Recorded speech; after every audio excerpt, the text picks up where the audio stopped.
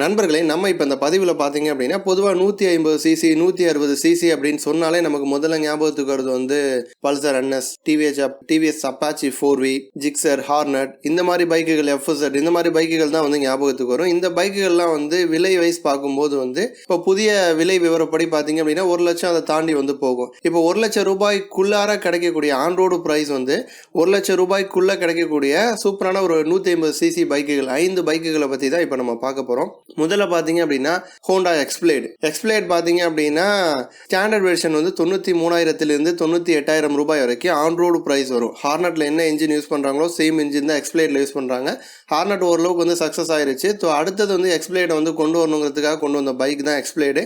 13.9 break horse power வந்து produce பண்ணும். 150 CC பைக்குகளில் வந்து கொஞ்சம் டிஃப்ரெண்ட்டாக தெரியக்கூடிய ஒரு பைக்கு.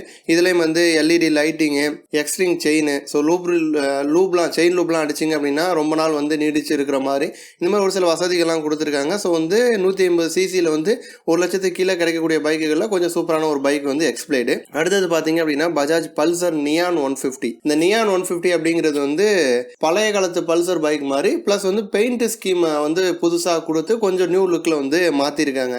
இந்த பைக்கும் பார்த்தீங்க அப்படின்னா 75,000 80,000 ரூபாய் வரைக்கும் வரும்.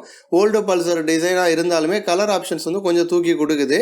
இந்த பைக்கில் வந்து சேம் இன்ஜின் தான். பல்சர் 150 என்ன இன்ஜின் இருக்கோ அதே இன்ஜின் தான். 149 CC engine, 13.8 break horse power வந்து ப்ரொடியூஸ் பண்ணும். ட்வின் டிஸ்க்கு, ஸ்டாண்டர்டு, ABS இந்த மாதிரி பல்சரை விட இந்த நியான் வெர்ஷன் வந்து விலை கம்மியாக இருக்கும். ஸோ பல்சர் 150லே எனக்கு கொஞ்சம் விலை கம்மியாக பைக் வேணும் அப்படின்னு ஆசைப்பட்டீங்கன்னா, அதுவும் 1 லட்சத்துக்குள்ளே வேணும்னு ஆசைப்பட்டீங்கன்னா கண்டிப்பாக இந்த பைக் வந்து நல்ல ஒரு சாய்ஸு. அடுத்தது பார்த்தீங்கன்னா ஹோண்டா யூனிகானை பொறுத்த வரைக்கும் வந்து 150 இருக்குது, 160 இருக்குது. 150 வந்து 149 CC engine, 13.14 break horse power produce பண்ணும்.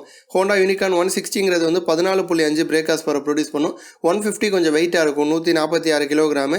160 வந்து 134 கிலோகிராமு, கொஞ்சம் வெயிட் கம்மியாக இருக்கும். விலை பார்த்தீங்கன்னா ஆன் ரோடு ப்ரைஸ் வந்து 150 வந்து 86,000 90,000 ரூபாய் வரைக்கும் வரும். அடுத்தது 160 பார்த்தீங்க அப்படின்னா 90,000 95,000 ரூபாய் வரைக்கும் வரும். ஸோ ரெண்டுமே சூப்பரான பைக்ஸ். நீங்கள் வந்து ஆஃப் ரோடு கரடு முரடான சாலைகளில் போவீங்க, இஷ்டத்துக்கு ஓட்டு அடிப்பீங்கன்னா 150 சூஸ் பண்ணுங்கள்.